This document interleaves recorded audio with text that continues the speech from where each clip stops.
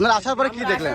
আমি যখন আসলাম গাড়ির মধ্যে সব যাত্রী, যার সুস্থতা একটু আছে সে নাইবে আসতেছে, গাড়ির মধ্যে সব আহত বসে আছে। আমরা স্থানীয় মানুষজন এসে উদ্ধার করলাম, ভিতরে যায় আইনি দেখিতে অনেকেরই মুখ চোখ নষ্ট, মুখ চোখ কেটে গেছে, দেখার মতো না এমন চোখ নেই কারো। এখান থেকে উদ্ধার করে মনে করেন যে আমরা এখানে ভ্যানম্যান ঠেকায় তাদের খুব সাথে বেড়ালাম।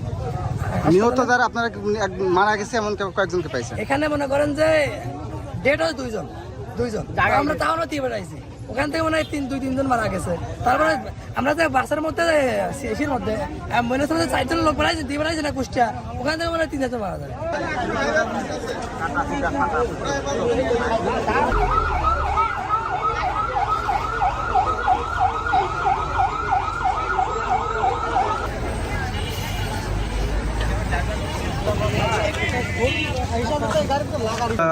সাড়ে 11টার দিকে ঘটনাটি ঘটেছে যে আপনার একটি ডাম্প ট্রাক জিলাপিতলা থেকে রাজবাড়ী সড়কের দিকে অর্থাৎ রাজবাড়ির দিকে যাচ্ছিল, আর একটা দৌলতদিয়া ঘাট থেকে একটা বাস পরিবহন লোকাল বাস যাত্রীবাহী বাস আসছিল এই শিমুলিয়া কুটিপাড়াতে, মুখোমুখি সংঘর্ষ হয়। আমরা তৎক্ষণাৎ জানার পরেই আমরা সবাই এখানে চলে আসি। ঘটনাস্থলে আসার পরে দেখি যে বাসটি প্রায় 20-30 ফিট নিচের দিকে আর কি অবস্থান। সেখানকার যাত্রী অনেককেই আমরা উদ্ধার করে কুষ্টিয়া থানা স্বাস্থ্য কমপ্লেক্সে আমরা পাঠিয়েছি। সেখানে অনেকেই ধারণা ছিল যে 7-8 জন স্পট ডেড হয়ে গেছে।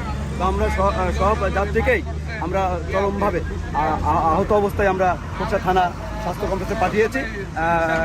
আমাদের ধারণা যে অনেক মানুষ মারা গিয়েছে এবং অনেকেই হতাহত হয়েছে। যাত্রীর পরিমাণ 50 জন প্লাস।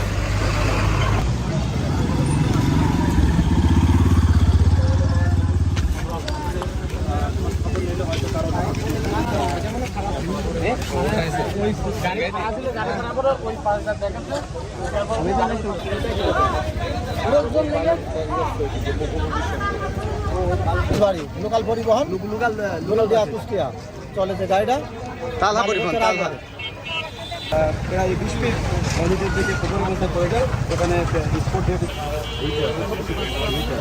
বাস যা তখন ছাড়ি লাগছে